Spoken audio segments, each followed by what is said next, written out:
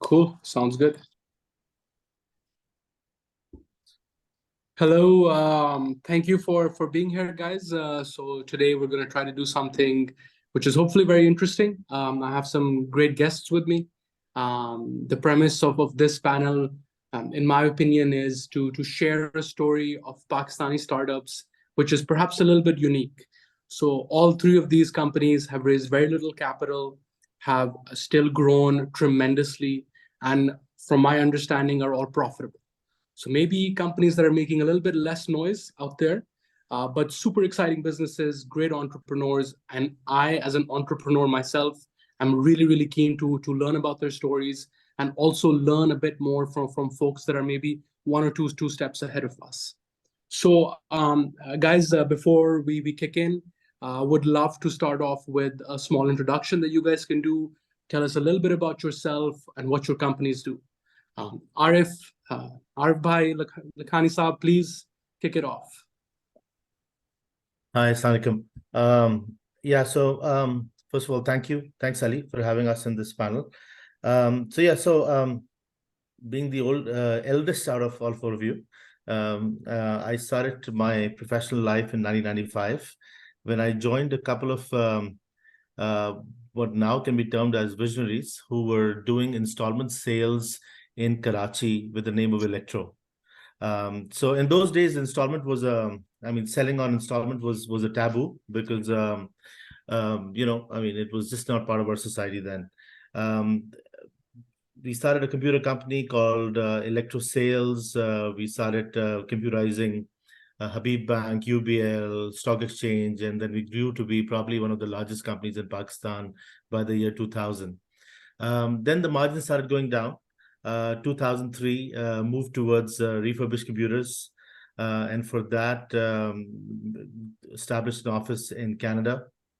Then in 2008, 9, 10, 12, opened other places, opened up an office in Tanzania, opened up an office in Dubai, and the last one was Poland, which is probably our biggest structure right now.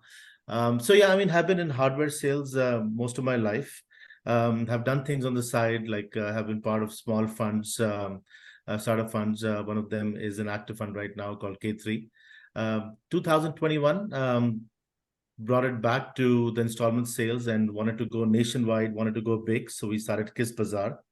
That was November of 2021, with the idea that heavily motivated by other companies that had already come in the startup scene in Pakistan, especially, I want to name, even though I don't know him that well, I want to name Jordan here, Kiss Pay, because I used to see his podcasts and other things, and I would be like, what he's doing, being an outsider to this country, we already know, we already do it. So why don't we do it in a bigger way, or we do it for the masses? So the whole premise behind Kiss Bazaar is that it's meant for the common person. Unlike the traditional banking or the other BNPLs, we mostly service those that don't have a bank account. So I would say about 80% plus of our customers today, which are now about in the high 20s, 20,000s, don't have a bank account. So navigating them is something that we've done over the last 25 years.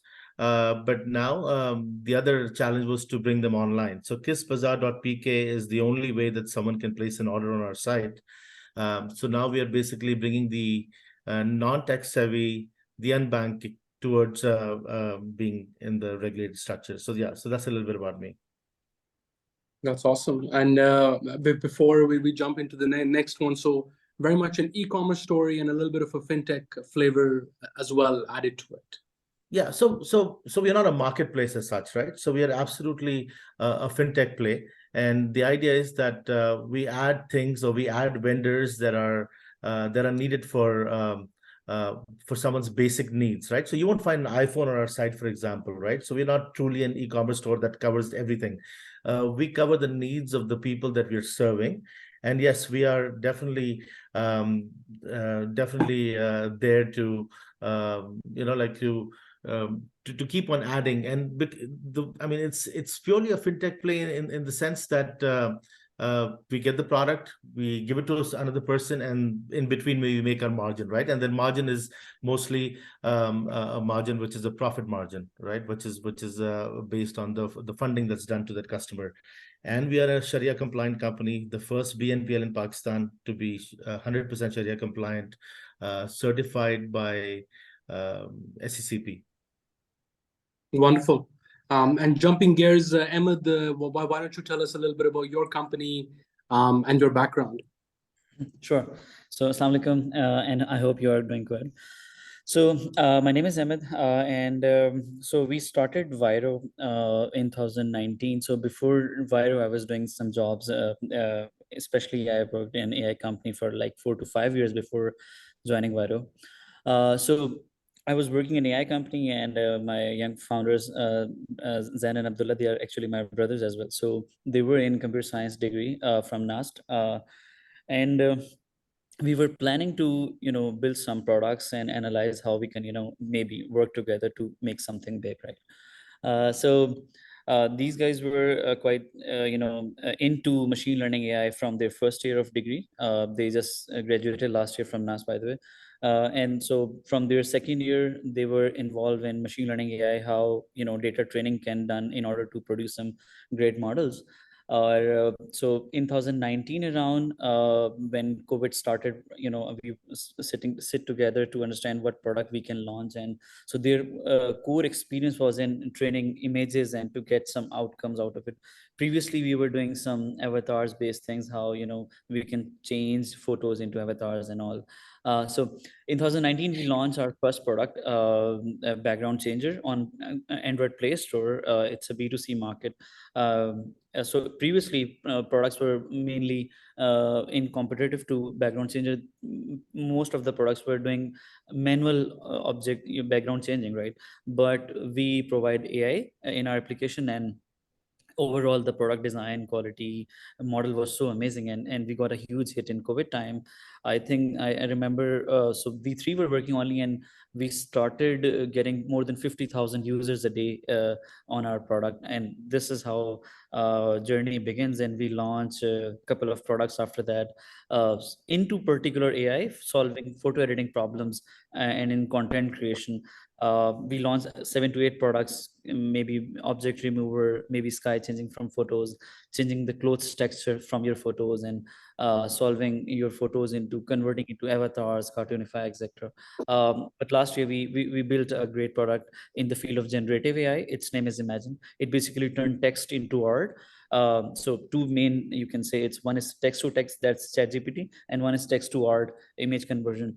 So whatever the input you have in your mind, you can see its art out of our product Imagine. So the product is so far on. So, you can so say, to pause you there, Ahmed, for a bit. So if I think about your company, and for the audience as well that might not be as familiar with it, Vyro is very much building products which are essentially mobile app only. 100%. Maybe you're now getting into some other domains as well, but essentially mobile apps, and you're also building these mobile apps for a global audience. Yeah, so mobile apps and webs, yeah, website as well for our products. Yep. But initially, you guys started off with mobile True. apps only, Yeah.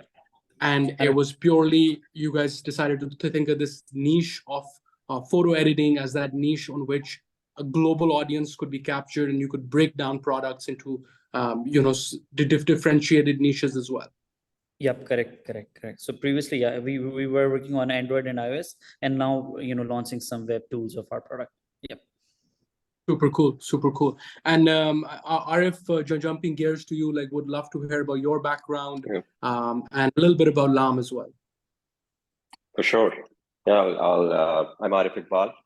First, I'll go about LAM. So in LAM, our vision is that we are trying to digitize first Pakistan, but in general, South Asian fashion ecosystem.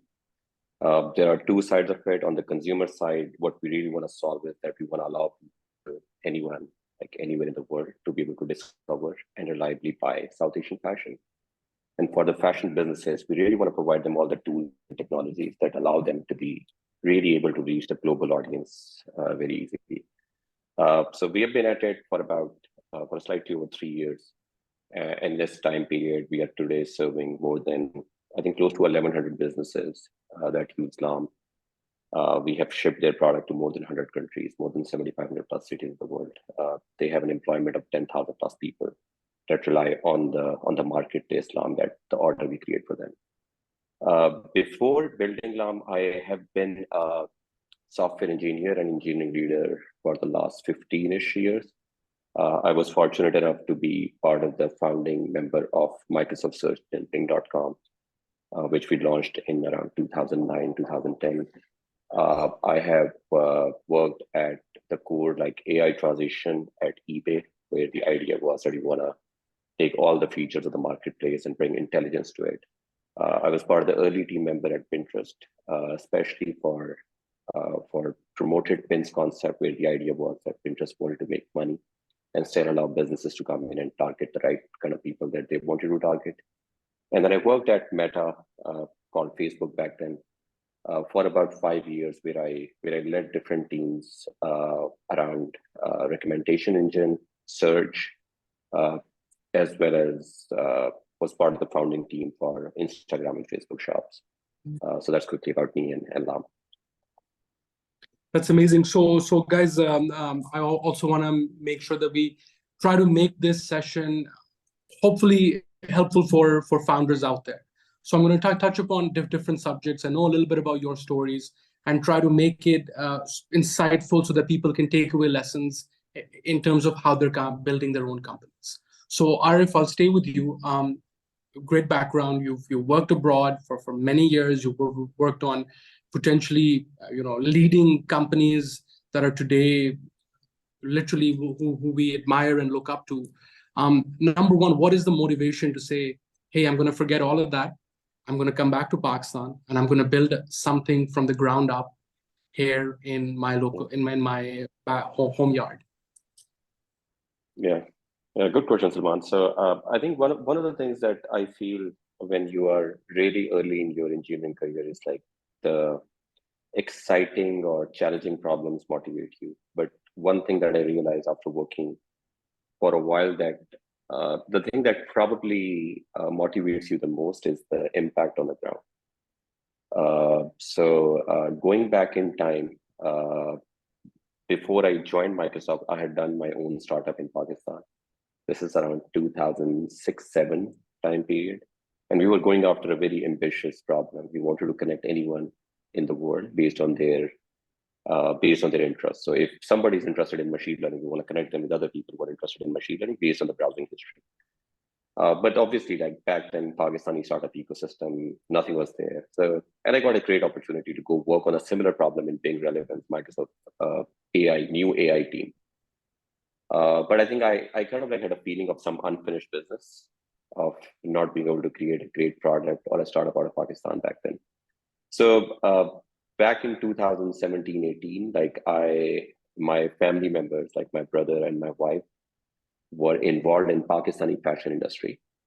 And they were like, my brother was trying to create a digital agency that was going to help the brands to get into e-commerce. My wife had a brand of her own.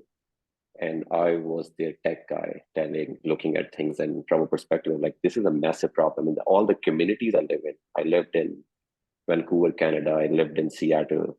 I lived in San Francisco. Obviously, I was born and raised in Lahore.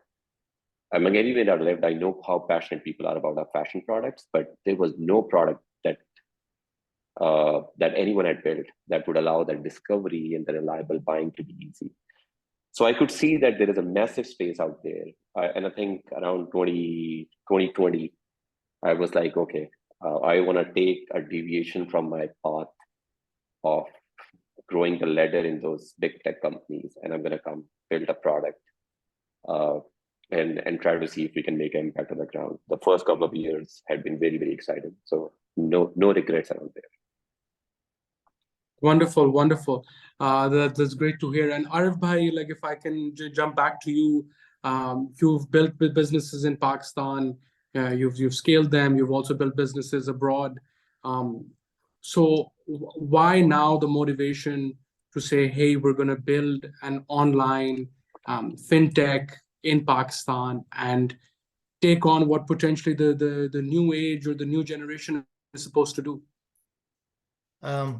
So Salman, I think all of us probably have this little thought that we're observant people. We look at the society, we look at people around us, and we see what's missing there, right? So I mean, luckily we've all been very blessed in our lives. We are the part of the 10% or the 20% of Pakistan, right? With my business, with my core business of installments, we got to meet a lot of people who are not part of this 10 and 20% of Pakistan. And even though we were doing this for a long time, because we were offline, we had limitations to the number of people that we could serve, right? I mean, we couldn't be there in every neighborhood, have a store there. It just didn't make sense. So the whole idea behind Kiss Bazaar and the timing, the idea came in with this whole idea that now people have started talking about online stuff. People are getting into computers. Facebook has become so popular. Like, I remember the time that I was driving with my driver and he went on Facebook and he said something in Urdu, and the message got converted into English and it went on as a comment on someone's picture.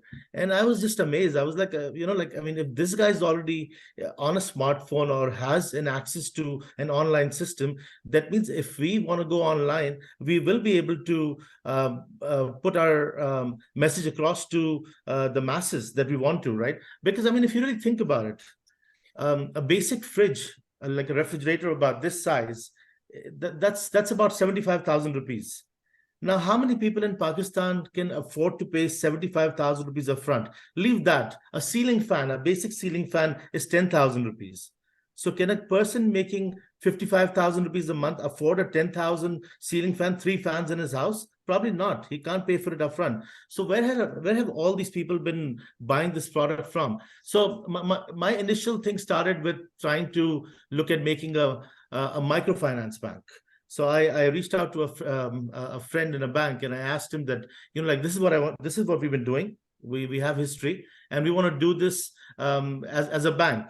So I remember getting a comment from another friend who was then linked to the central bank that consumer discretionary items are not encouraged by the government. They don't want people to be spending out of, beyond their means on these products, right? So my argument was that, do you know anyone who does not have a fridge in their house or who does not have a fan in their house? So they all have it, but where do they get it from?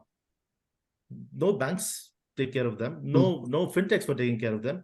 So they go to neighborhood stores or they go to these loan sharks, as we term it in the West, and they pay this heavy markup in interest rates, do things that they don't want to do. For example, a lot of people in Pakistan don't want to go to the interest circle. They would like to be Sharia compliant. They would like to be able to afford things that they can pay off eventually, right? So that was a motivation of why we went on to Kiss Bazaar as an online platform, so we could offer it to everyone. So a little line in our name is "Sabke liye hai," right? So what that means is that Kiss Bazaar is for everyone.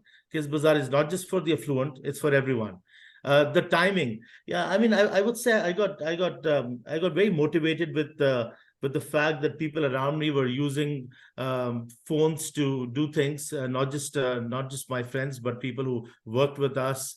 And I would say that even when I saw Kiss Pay doing what they did, I mean, hats off to them. They actually they gave respect to the word BNPL in Pakistan, right? Before that, I mean, I'll tell you, anyone who would buy something from us, they would make sure that no one in that neighborhood would know that they bought it on installments, because it was just taboo. It was like, yeah, the rich can buy their entire house on installments, but a common man cannot do that, because if he does it, then he's living beyond his means.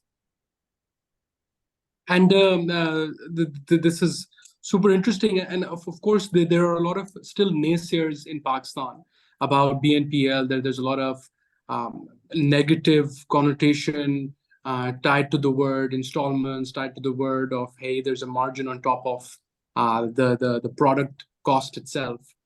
Can you share a couple of practices that are prevalent in Pakistan's ecosystem where today market participants or users have to go in order to buy products versus the solution that Kiss Pay has to offer now? Kiss Bazaar, you mean? Yeah. Kiss Bazaar has to offer now. My apologies. Yeah. So you see, a typical way where a common person would buy something for his home, like a basic thing, like let's say a laundry machine, would be that he would either go to an installment store where there's someone sitting there, some sage sitting there, and he will decide your future. He will look at you up and down. He will look at your family. He will see that does he want to give it, what price he wants to give it, what product he wants to sell, what is the product that's stuck with him. He's going to try and sell that to you, right? So of course, when there's an what is the online margin? And what does that margin look like for local Pakistanis if they're using, let's say, some random shop to buy a motorcycle or a fan? Kitna unko interest dena padta hai? Yeah. So again, it all depends on what the product is. Every product has a different price depending on how the competitors are selling the other product on cash. What I mean by that is that there's so many startups out there today as well, who might not be wanting to make a profit. They might be just trying to, like increase the top line, and they might be going below cost for certain products. So, I mean, I would say that on IRR basis, you're probably talking about 25, 30 to 35% on an average, which is very low still, considering the interest rates are so high in this country, right? The KIBOR is what, 23, 24% today. But yeah, I mean, if this guy did not have the option of going online to someone like us, then they would actually go to a loan shark who can charge as much as 100% and on non-diminishing balance. Now, what I mean by that is that their charge of that 100% would be on the original capital. It doesn't matter how much you've paid back. So if you ask your Masi, your servant in your home, she'll probably tell you that there is this nice guy in her neighborhood who she's paying every month to, but her total amount is still the same. She hasn't been able to go any further in her life, right? So that was something that we wanted to eradicate and make it an open playing field for everyone. Yeah, you buy what you can afford. So the naysayers, coming back to the naysayers, I feel BNPL generally, even the West, was not the greatest of the models. And the reason being that it was offered to those who already have a credit card, right? So what's the whole idea of giving credit to someone who has a credit card? Because you're actually building it on top of that. But the people that we are serving, I mean, forget credit cards. They don't have a bank account. What do they do? Like if they want to drink cold water, what should they do? And I'm not talking about someone who's maybe sitting on the road, homeless guy. I'm talking about a decent man working in a decent place or running a small micro business, like maybe selling fruits on the road or a small perchun ki dukan. What does he do? He has no other option. He does not have a credit card. Banks will not give him any loan to buy a fridge, for example. So BNPL is the only way they can actually afford those things. And we are talking about 80% or 70% of a country, which is what, 260 million people? So that's a lot of people who don't have any other option other than going to the corner store or going to a loan shark and taking money at really high interest rates. Very interesting. And Ahmed, if we come back to you, of course, you started a company when you were still very young. You had your brothers involved in this from the very, very early stage. Can you tell me what were maybe one or two reasons where you saw enough opportunity in the market to say to yourself and to your brothers, कि यार हम global product बनाएंगे पाकिस्तान से बैठे हुए, वो भी with very little experience, and we're potentially going to compete with software houses that are making products for international companies. What did you see? Where did that motivation and drive come from, and that belief कि हम compete कर सकते हैं इस market में? True, very good question. So, Salman, so I think the idea overall, how software industry is evolving from last 10 years or 20 years, we see a huge potential in generally AI, right? And in order to enter in AI, we thought, okay, let's start, working in the core foundation of machine learning and AI. लेकिन ये आपने क्या चीज देखी? What did you see, or what was that experience that made you say कि AI में हर जगह सुन रहा हूँ? When did this happen? What was that time point? If you see the mobile industry, in the applications like Facebook, social media, all the big apps, Tinder and all them. So I was looking at some revenue streamlines of those products, and I saw. And this is when? I think in 2018, around 19, before starting into that. And we saw people are making billions of dollars, millions of dollars a month. And this is really a big potential market where we can launch a B2C product. we won't have any, we won't be, limiting for our users in Pakistan, or maybe B2B ke challenges alag hain. So B2C, from sitting in Pakistan, three, young guys can make products, publish on stores. It's easy to publish. I think won't take a lot of charges to upload the applications. So AI and EasyGo market is mobile apps. That was an initial idea. And what were you looking at? आपने मुझे थोड़ा सा बताया था कि like you were looking at the number of downloads happening for different types of sectors or different types of applications that made you convinced कि यार इसमें opportunity है. What were some of those trends that you were? Yeah, so जब आप AI में बात करते हैं, most of the, generally अगर आप पिछले 5 साल से, if you see the learnings and the products that are coming on, it's mostly either chat side, maybe photo editing. So content creation itself is totally based on AI. Or when we started, there was a big gap. Generally, we see a couple of developers from tier 3 market. They were doing some small products and were getting huge installs generally. So starting from background changer, so we were looking at particularly at PixArt and Adobe, how they're doing really great on stores, and launching simple AI tool and making, again, overall organic installs were really high. So overall CPIs, conversions, ROIs, ROAS were so amazing on mobile app store, in particular photo editing industry. So this was basically so you're looking at those trends. You of course started to build your own applications. At this stage, obviously you had very little, let's say, professional experience yourself. Your brothers were still in university at this point. So सबसे बड़ा challenge जो मुझे at least लगता है from sitting as an outsider, someone who was an investor who's become a little bit of an entrepreneur himself, that hiring is very difficult. And given that you guys had perhaps never really made hiring decisions, as the company grew and you had to make those decisions, how did you do those? How did you make those decisions? What was that mental framework that you were using to do such?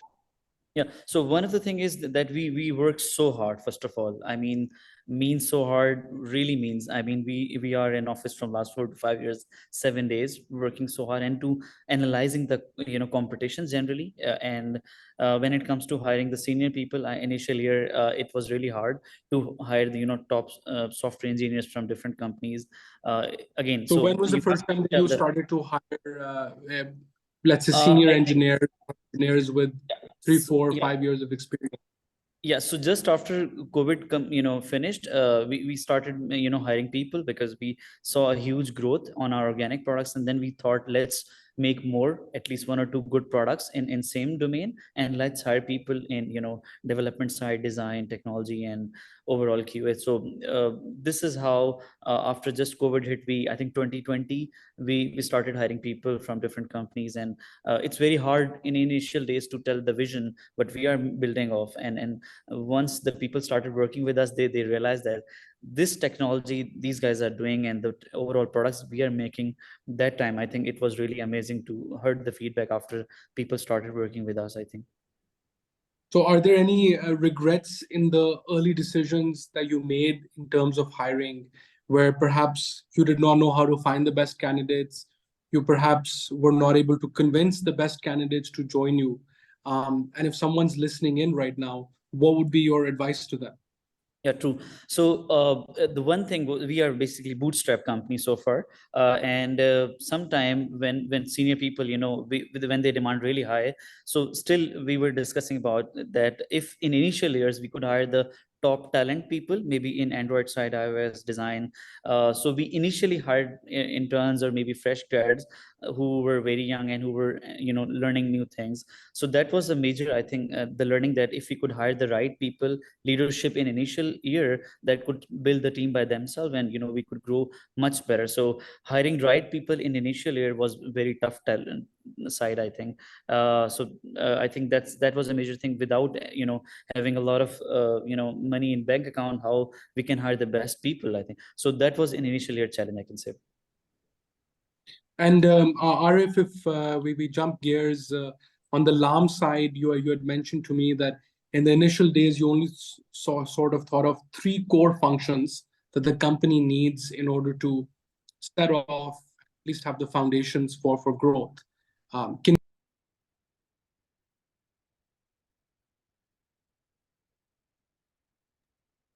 And we've lost the host. So maybe we can just we can just talk I between think ourselves. I think probably I know the question that Salman was going for. So he wanted to ask about like the how do you figure out the early departments, the different areas, and I think it's interesting because I think for me I had always been a product engineering person, so I had never worked with anyone in the finance department. I'd never worked. I mean, I've worked with HR, but not being part of the HR department. So I think one of the things that you realize is that you need to build up those different expertise, different teams.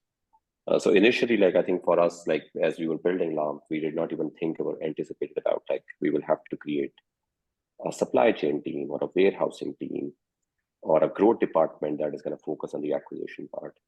But I think as you grow and you try to understand that this is one sub problem where there are people who really need to be dedicated or focused on, you tend to realize that there is a need of a specific department. And then you go and try to talk to people who have done it in the past and try to understand like how they have shaped different departments, how they have communication that goes on between them.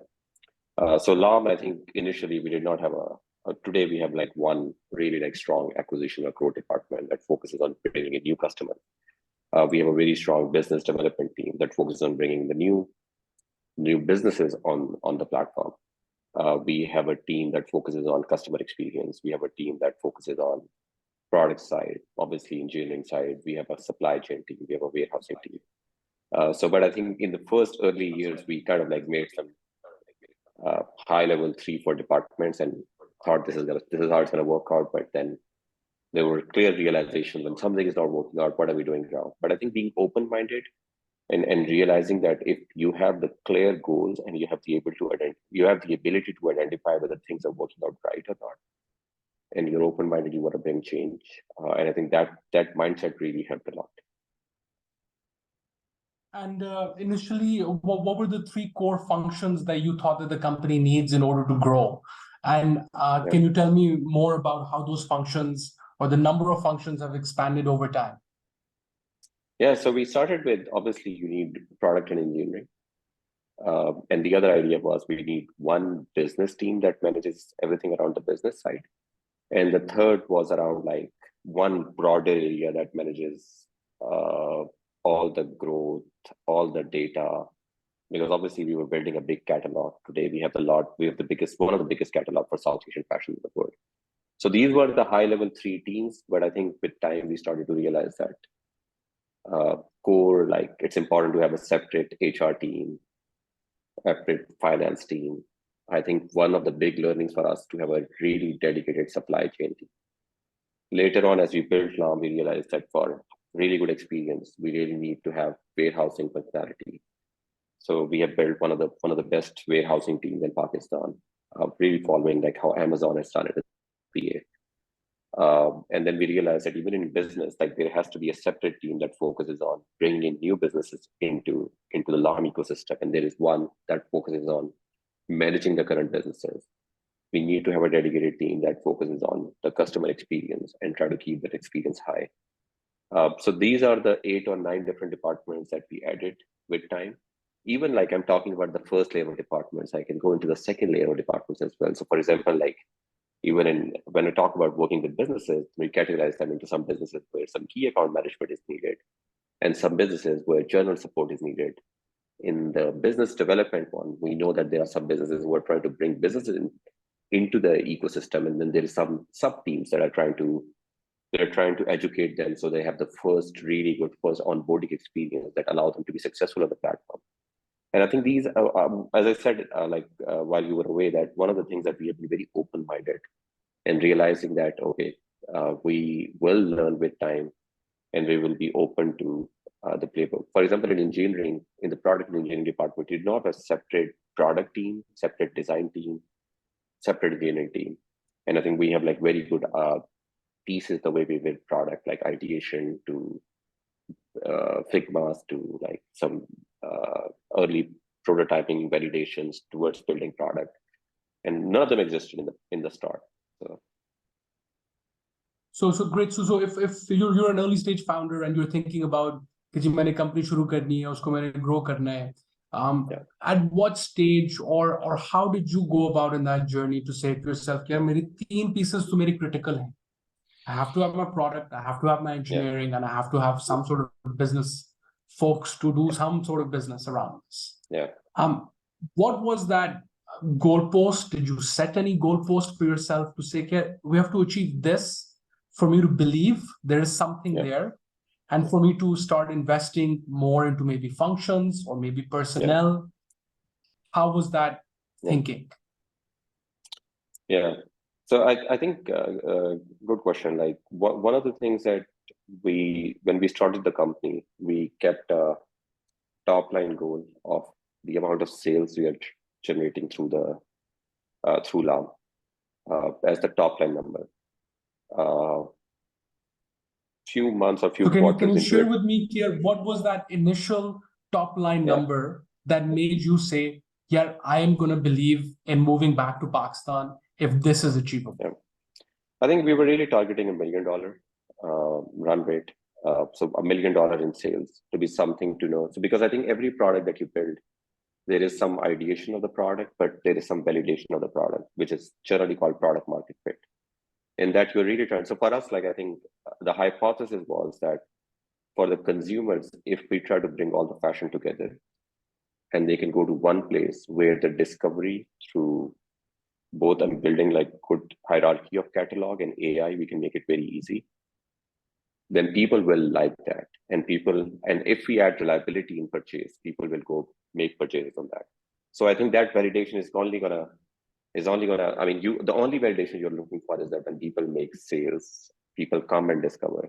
So we started noticing both of these experiences on top of LAM, where people were coming in, they were discovering. We could see that from the amount of time they were spending on LAM, the amount of products they were looking at in one session, and then going and making a purchase. So that was like one goal that we had.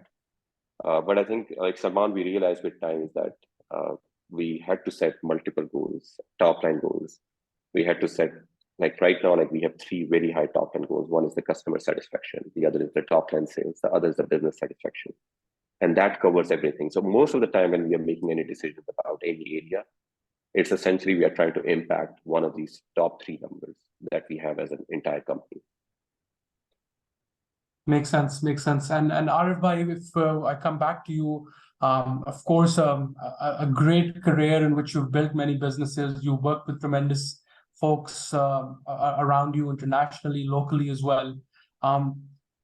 Is it still a little bit of an imposter syndrome that you feel in building a business? Are there still challenges where you're like, "ये चीज सोची नहीं थी, ये चीज anticipate नहीं की थी"?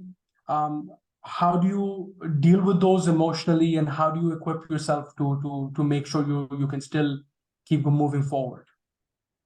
Oh, absolutely. I think every day, like we were just talking before this podcast started, that how do you spend your Sunday, right? So there is no Sunday, there's no Saturday, at least in the first 5 years of a founder's life. Doesn't matter how experienced he is, doesn't matter what all he's gone through in his life, because every industry is different. And Alhamdulillah, Pakistan has a challenge every day in their own ways, right? Even though I do feel, I mean, when we get to that question of how macroeconomic things are affecting Pakistan, I think this is the best time to be in Pakistan right now. But coming back to your question, no, I think we are learning every day. I mean, I think one of the most important things of any brand, any startup should be that they have to be nimble. They have to be pragmatic. Like they can't be. I don't think we can be, watching movies and giving numbers out of those movies that, we'll be $1 billion company. We can do this, we can do that. I think you have to be practical about what you can do and have targets which you think are achievable. Everyone, a lot of times when you're growing up, you hear these questions that have big dreams. You can only win if you have big dreams, right? In my life, at least, that's not what I've seen. I mean, I remember I was listening to one of those shows about Kareem, and Mudassir said that we never knew we would grow to this level. If someone would have asked us that, are you going to become $1 billion company? We probably would have said no. So I think that's the same structure with us. We have logical targets in mind. For example, we don't think we'll be $1 billion company in 5 years. By 2027, we want to do 100 million in sales, 15 million in revenue, 30 million revenue, 15 million in EBITDA. So we're heading towards that target. And then once we get there, then we'll go to the next target. But yeah, I mean, navigating through things that you haven't been through or things that you've not anticipated, that's why we are called a founder, right?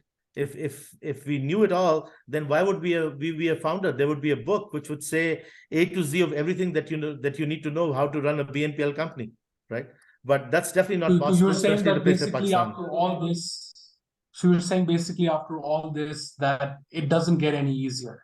No, The it doesn't still get hair easier. knows- That might not be completely correct. So let me rephrase. So it is.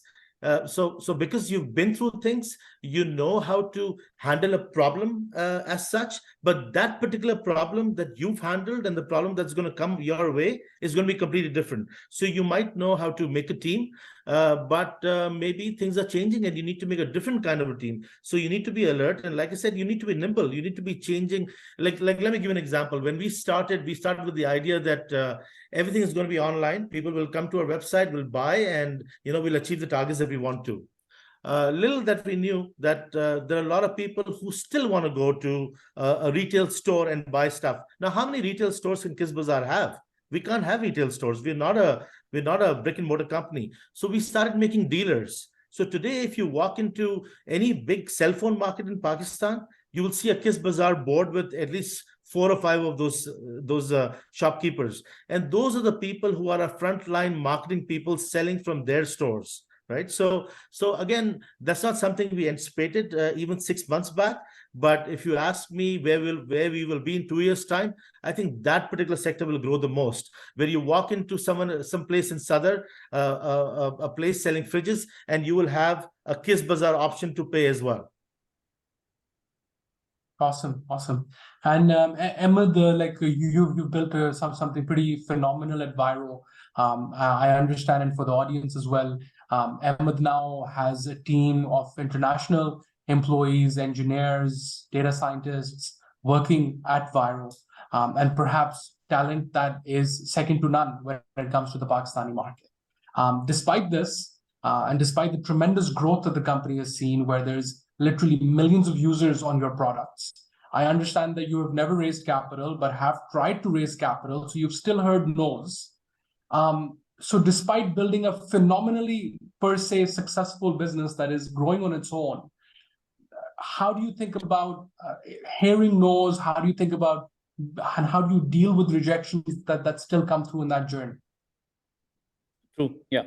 So again, building products and building team, that's the hardest thing, right? Especially in our domain, the products we are building that requires, example, intense machine learning R&D. So you can say this is the hardest part to build from, because so when you're sitting in Pakistan and you're competing with top AI level companies like Midjourney and Pixar and some unicorns out there, they have an amazing team of technology who are building the strong algorithms, so the hardest thing that we are still facing, how we can build our custom models that can solve the edge problems, and the problems are continue coming around, right? And competitors are really big in generally, and what they are producing, it's you can say the top line technology, and maybe PhDs from Oxford, MITs, they're sitting in and they're making some great softwares. So this is the hardest thing, and then that's why we move to maybe international market to hire people, and that's one of the things. So let me talk about our recent product that's very important to know. Imagine, that's basically a text to art converting application. When we started working on it, we were able to produce some basic models that were solving problems for users. So by the time when we see our competitors are raising really big numbers of investments and all, how we can compete them on stores and website level as well. But the good thing about us, we try to produce some USPs in our products, and that's how we are still in maybe in competition or in trying to be in top line our product. So imagine is right now, if we talk about, it's in global market, it's in rank 2, 3, 1 in US, UK, Australia, everywhere.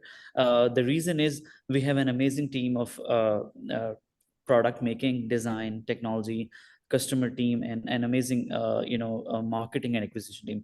So we are official partner with Google, Apple, and we are trying really hard how we can get the right users which can give us high LTV. So while being bootstrapped, it's again very hard to produce some great models, technology, design.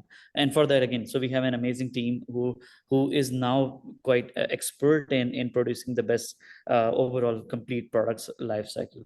So the challenge, I think the question you asked is about the hardest thing is to get the right people on creating such complex models, because each model requires millions of data of training for making that custom model, and moving those models to great infrastructure that can serve millions of users. So right now Imagine only product is serving more than 7 to 8 million users a month, and it's a big number, and every month users are kept increasing. So infrastructure, custom models making, a great team of production, design, growth, marketing. So these are the challenges we're trying to solve.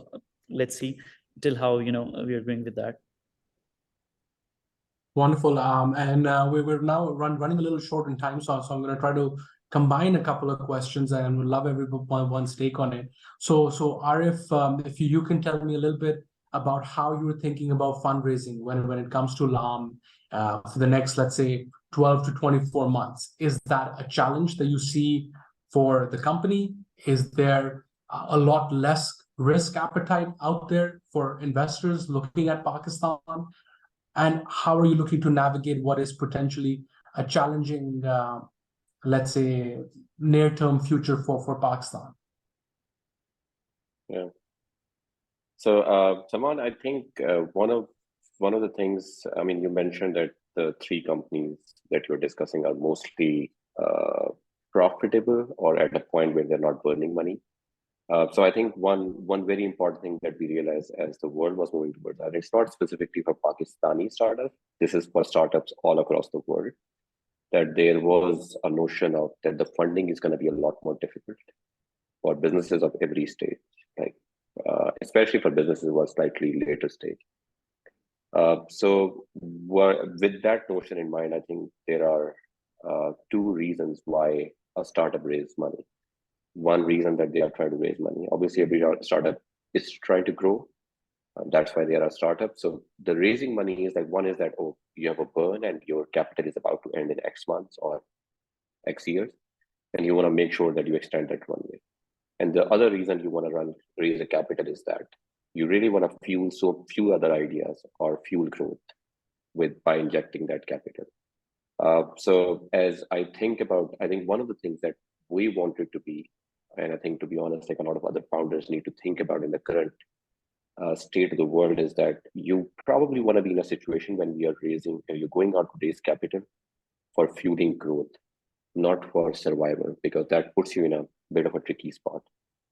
So as we think about, I think, and it's an interesting thing that, Salman, happened, and for the last 12 months or so, we haven't really tried to raise even a single penny.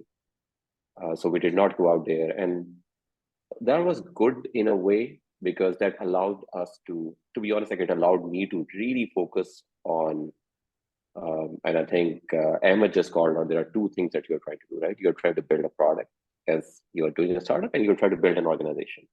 So these are the two things that ideally as a founder or co-founding team you want to focus on. So this is what really allowed us to be 100% focused on and really get the fundamentals right, really get our growth metrics right, even in the current economy. And I think this is what Arif Lakhani also called out, is that this is a great place to be at in the Pakistani startup ecosystem. So there is tons and tons of opportunities out there. So as a result, even with all the chaos that we keep hearing about, most startups in terms of their top line numbers are doing fairly well in terms of growth. So we have been growing, we have been on a good trajectory. Obviously, I mean, I can think about that we can fuel in a few more dollars and maybe make the growth even go faster, but that's okay. We know that how the world's overall system works, and there are ups and downs. So if I have to answer like how we are thinking about the 12 to 24 months, is that the idea is that we will go out there to raise money, but I think that will be for the perspective of that it will fuel growth and allow us to move a lot faster or grow much faster. But we won't go out there to raise money for the sake of survival. And I want the audience to also understand a little bit of how challenging it can be to raise capital. So given again, alhamdulillah, the great scale that LAM has, it's in a very strong position financially as well. Do you still find it hard to attract investors?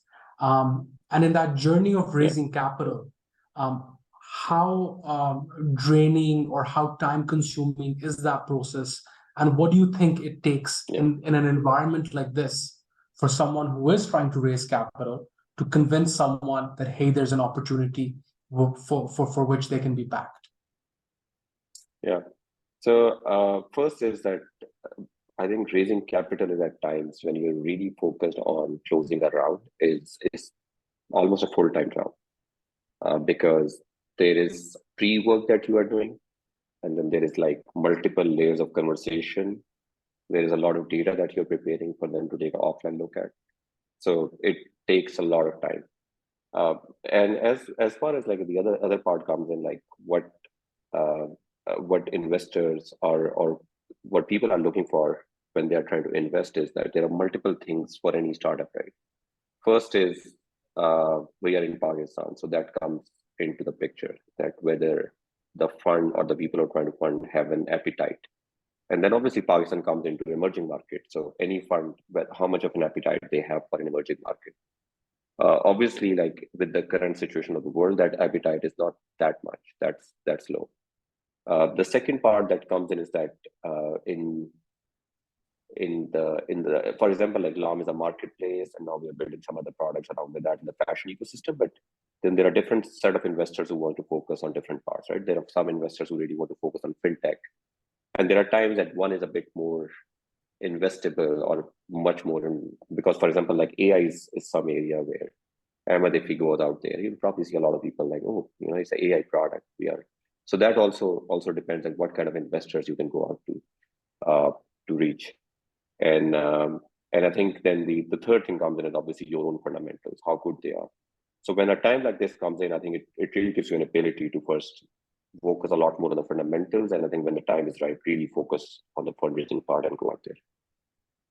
So for the audience, like, would it be fair for me to say that despite having a company which is technology driven, growing, profitable, you still don't necessarily have investors knocking on the door to say, here's all the money that I have, please take it and please grow this business? It is tough in this environment, especially. Yeah, I think that would be correct. We haven't gotten to the stage that we are going out there and knocking on their door. So, but at the same time, I think even if we go out there and knock on their doors, it's not going to be easy. It's going to be tricky, given the overall situation of the world and especially like the emerging markets. And Arif bhai, you've been an investor as well. You've been a business owner, a startup founder now as well. How do you see this environment, and how are you setting up Kiss Bazaar to be able to navigate what is potentially a challenging circumstances? Yeah, so I mean, if you talk about the fundraising part, so we've been in black since day one, right? So we never needed funding to fund our losses. The only reason we need funding was to fund the book, like any other fintech that lends. Luckily, after about 10-12 months of due diligence, Bank Al-Falah came in as an investor, as a first and only investor, and probably the first time that any bank has come into a BNPL fintech in Pakistan, and that has helped a lot because it's not just the funding part. I mean, I'll just add to what maybe Arif or Ahmed were saying. When you get an investor in, there are a lot of other benefits with it. Of course, it's the dollar that's there. But more importantly, the patronage that company or that brand brings to you. If you open up LinkedIn today, you'll see all VCs liking, talking, experimenting about the companies they've invested in, right? So, for example, a big advantage that we have with Bank Al-Falah now is that if we want to just get money for our book, why do we need to dilute our capital? Why won't we go the route of just raising debt? right? I mean, honestly, that's a thought that probably did not come to our mind on day one. But now, because of them, we can even go to other institutions. So just recently, because again, we work in a Sharia compliant way, we have to take everything in a Sharia compliant way. And Pakistan is still not completely ready for the real Sharia compliant way of even getting debt. We were able to close a debt with a bank because of the fact that they knew that Bank Al Falah is an owner of this company, right? So that's and if I ask you one more question, because this is a question that's coming from the audience as well. So BNPL is considered a very, very tough space to operate in. There's a lot of question marks कि यार इसमें तो profitability बहुत ही मुश्किल होगी, खास तौर पे lending to a demographic that you're lending to as well. Is it possible for you to share a little bit about the secret sauce on how you're managing this? Because I do understand आपने publicly shared किया whether your losses are close to nothing. Yeah. I mean, we've been very open with everything because being an NBFC, we report everything to SCCP every month, right? And because we report every month, we're assuming that that's public data, which anyone can have access to. I think the big game in BNPL is to make sure that your credit engine is strong enough, and it's changing at all times, it's evolving at all times, that you get very little bad debt. So as of last month, not bad debt, but people who are late in payments, who can be classified as delinquent, is less than 2%. So again, I do feel that our experience here has come into play. So this is what we did on day one. We got our 4 big managers in, and we told them that, when you decide who to give to, what are the things that you look at? Let's put that in, and then let's have our software guy put that into our credit engine, right? So yeah, I mean, we go through the data checks and the tasdeeqs of the world, but then we have our own checks too. And those checks, I believe, are the reason why we have a lower bad debt than probably a lot of financial institutions today, in the worst times that Pakistan have gone through in the last 2 years. So I think, I would give credit to the people who have been with us for a while and who've actually helped us in telling us the basics. Because remember, there is no info available. There's no credit info available on the people, on the demographics that we're lending to. But we are bringing with us 250,000 people who actually bought from us in the last 25 years. So let's say if you've ever bought something from an electro branch in the last 20 years, as soon as you put your NIC number in, we'll be able to figure out exactly what you did, how you did, where did you work, what was your income then, and that helps the engine to decide on your future buying idea, right? Now, just going back to what Arif was saying about where we are today in Pakistan, right? I think definitely challenging times are there. But these are also opportunity times because foreigners have written off Pakistan for now. Like, for example, in my industry, I know for a fact that there are a couple of Egyptian, Dubai-based big fintechs that have taken NBFC licenses, but they haven't come to Pakistan yet. Because right now they're feeling, why Pakistan, right? So I think this is a great time for people here, for locals like us, to make a brand, to do some things that gives us a head start in this.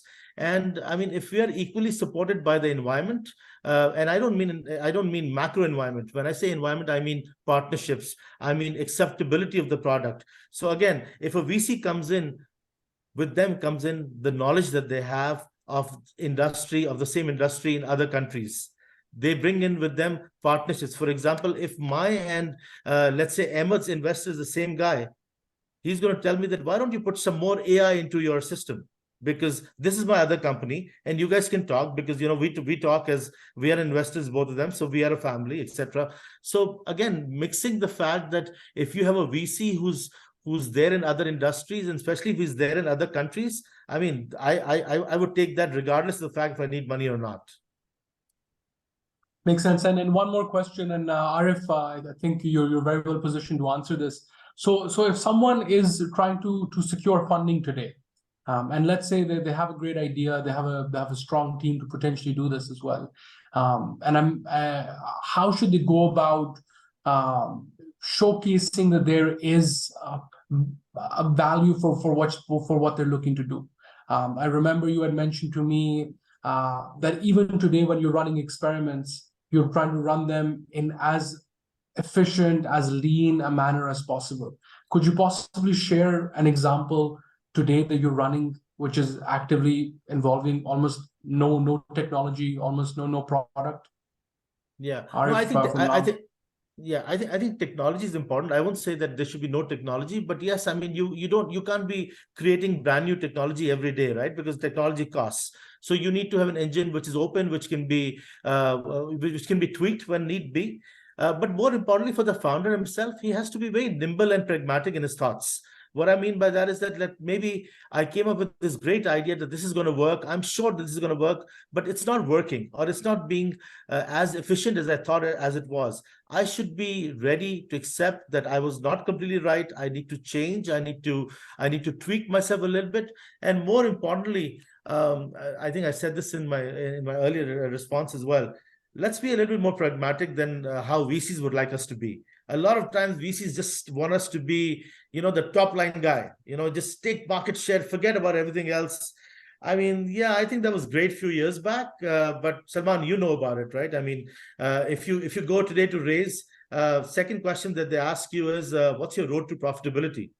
If you're not profitable today, right? So I think you need to be practical in your thoughts. Targets should be practical, and yeah, I mean, whatever you want to experiment, make sure you're experimenting at a cost which is actually being subsidized from something else that's doing well for you.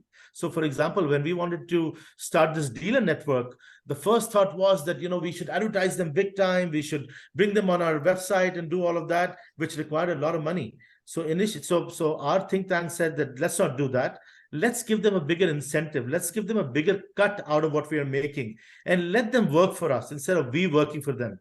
And Alhamdulillah, so far it has worked. And I think we could have gone on a route where we could have spent maybe $250,000 bringing them to the public. But why do we need to do that when public already comes to them? Right. So I think there are a lot of, it's very industry specific, but there are a lot of ways where you can think out of the box and think of reducing that experiment and doing something which gives more or less the same result, but like a softer hit on your pocket. Amazing. So guys, we're a little bit over time as well. So I'm just going to ask for maybe 30 to 45 seconds from each and every one of you. Is it possible for the audience to reach you, and what's the best way for them to do so? And in conclusion, are there any final remarks with which you would want to leave the audience? Arif, from Lam, maybe we can start with you. Yeah, so I think one thing that I would call out is that for people who are on the call who are building startups, for any startup that you're doing, the most important thing is growth. Anybody who is evaluating you 6 months from now, 12 months from now, is going to ask you that question. And for that growth, you will have to, at different stages, figure out different ways of managing that. So if you are in the ideation phase, you want to get a prototype working, you want to use as less technology or maybe as quickly get there as possible and validate that. And then get on that growth path that you are on. And that's going to put you in a good position. So for that, I think Arif Lakhani also called out that you have to be very pragmatic. You have to look at different ways of how that growth can come, and you have to figure out you have to really figure out like how to get to that next phase. And even where we are today now, we are trying to figure out what are the top 5 things that would get us on that growth trajectory and solve the problem that we want to solve or be on the mission that we are on. In terms of reaching out, I will just comment my LinkedIn in chat and people can reach out. Awesome. Ahmed, maybe any closing remarks on your side, and how can people potentially reach you? Yeah, sure. So again, I'll share the LinkedIn profile in the chat window. I think so very important thing when you start doing something big, try to see the competitors, right? That's very important. How the competitors are doing in any field, example, right? Build a great team build the right founders, first of all, who can work hard, who can understand the major gap, and I think build the overall, if you are bootstrap or even you are funded, right? You need to make sure whatever the product you are making, you need to have certain targets. For the targets, you need to work so hard, and to produce some product, I think that should have some competitive advantage. That's my major learning is whenever the product we try to pick, we need to make sure we should be giving some edge to the customers, that company or the end consumer would come to your product and they'll say they'll purchase your product. So I think very important to build the right team, right product, see competitors, and again, growth. As Arif said, okay, growth is very important. Set your mark where you want to be after 6 months and 9 months, and so on. Awesome. And Arif, any final words on your side? Yeah, I think we need to get out of that state where we blame the country, right? That we are in an environment which is not conducive. Someone in India is so lucky. Someone in Singapore is so lucky. Man, we are the luckiest people because there's so many opportunities here. In everything that we do, there is a disruption possible. So I think if we can start spending more time on looking, like I said, be observant, look at things around you, look how you can improve what you're doing yourself. And I'll again push on the same fact that investors' mindsets have changed. You will need to knock into a lot of more doors than you did before. And, like investors are not traditional VCs anymore. Like I said, we went to a bank and the bank heard the idea and they said, yeah, we want to know more. They took 10 months. The same bank is doing that with a lot of other people. So start approaching banks as well, because the kind of funding that a bank has, there is no comparison, right? And they're also there to change and help the economy. So think out of the box and just don't think of the 10 people that who are connected to you on LinkedIn. Talk to other people. Again, my LinkedIn profile is on the chat group. But yeah, I think overall, 2 years, 3 years from now, when things settle down, only thing we need in Pakistan now is consistency. We don't need Pakistan to be, we're not expecting Pakistan to grow at 20% a year. If we can have just consistency in Pakistan, I'm sure when you talk to us next time, a year later, 2 years later, these will be mega corporations. Thank you. Awesome. Thank you, guys. Final remarks from my side. Again, these are some phenomenal gentlemen building some super interesting businesses. And again, it is right now perhaps a tough time to be in Pakistan, but alhamdulillah, I think all of these founders are examples. Even the company that we're building is an example. We're seeing real growth, which is truly phenomenal on a month-over-month basis. Yes, times are tough on the macro side, but if we keep persisting, if we keep on solving those micro problems that exist, inshallah, alhamdulillah, we'll be in a very different place in 12 to 24 months. So let's keep at it. And if there's any way that I can be of help, I'm also available on LinkedIn. Thank you, guys. Allah Hafiz. Thank you. Thank you. Allah Hafiz.